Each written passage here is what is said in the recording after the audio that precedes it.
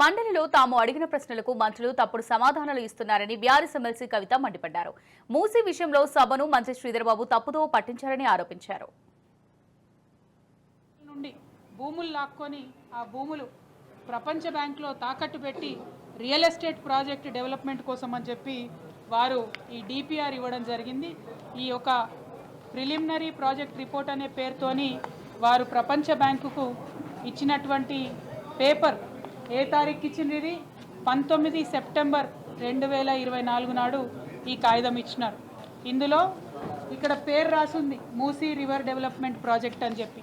కానీ నిన్న సభలో శ్రీధర్ బాబు గారు మూసీ రివర్ డెవలప్మెంట్ ప్రాజెక్ట్ కోసం కాదు, కేవలం మేము మూసీలో నుండి సీవరేజ్ ఇంటర్సెప్టర్స్ కోసం ఇచ్చామని చెప్పడం జరిగింది.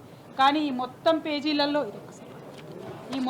పేజీలలో చాలా డీటెయిల్డ్గా ఎక్కడెక్కడ రియల్ ఎస్టేట్ని డెవలప్ చేస్తాము, ఎట్లా అయితే ల్యాండ్ పూలింగ్ చేస్తాము, ఎట్లా అయితే పేద ప్రజల నుంచి భూములు లాక్కొని అక్కడ పెద్ద పెద్ద మాల్లు కడతాము అని చెప్పి వారు స్పష్టంగా చెప్పడం జరిగింది.